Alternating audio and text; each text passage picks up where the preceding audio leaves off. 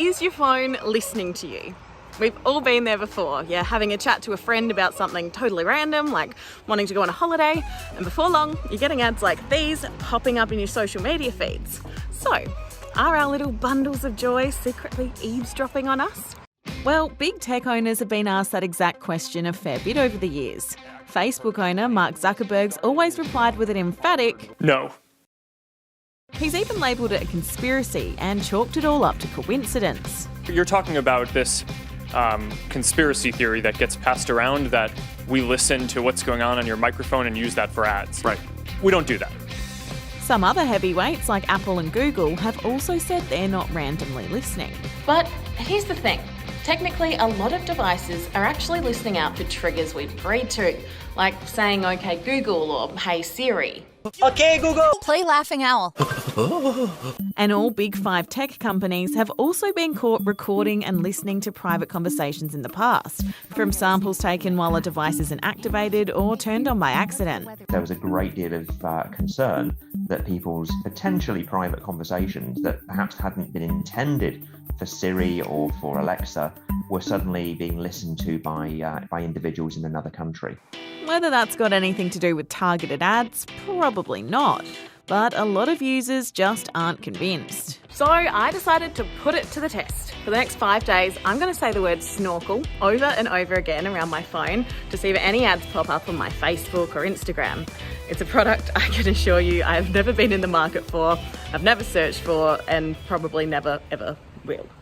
Snorkel, snorkel, snorkel, snorkel, snorkel, snorkel, snorkel, snorkel. The word snorkel doesn't even sound real anymore.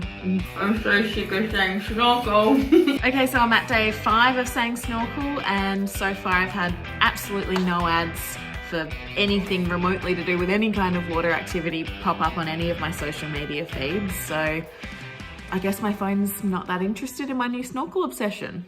It's not just me who's tested the theory. A mobile security company called Wandera carried out a similar experiment back in 2019.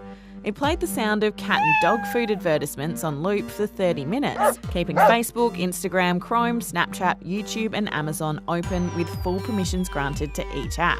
In the end, it found no evidence that phones or apps were secretly listening and turning that info into targeted ads.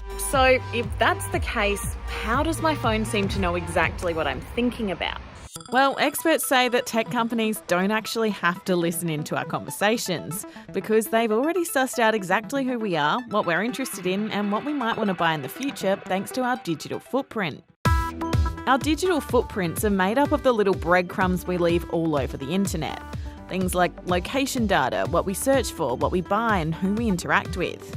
For example, if I'm logged into Facebook and I also have a browser open searching for snorkels, that info is added to a database, and before long, I'll probably be getting ads for snorkels on Facebook as well. Oh, and your friends and family might even get some too. Sorry, guys. There's a very good chance that if you have mentioned to a friend or to a family member in your household that you are interested in a particular location for a holiday, there is every possibility that somebody else in your house will go off and search for that. And that in itself would trigger that interest. So how do we protect our privacy? One of the main things is to be careful of what we actually give permission to when signing up for an app. While it might be pretty necessary for something like Snapchat to have access to your camera and your microphone, it might not be as necessary for something like a weather app. It's also now pretty easy to manage permissions for individual apps. There are also a bunch of apps that are all about protecting your privacy online and automatically block some of the stuff we've mentioned. And while our phones might not be hanging off our every words, as always, it's still a good idea to be super careful about what we choose to post and share online. Hey guys, thanks so much for watching. If you liked it, make sure you chuck us a thumbs up and subscribe so you don't miss any videos in the future. See ya!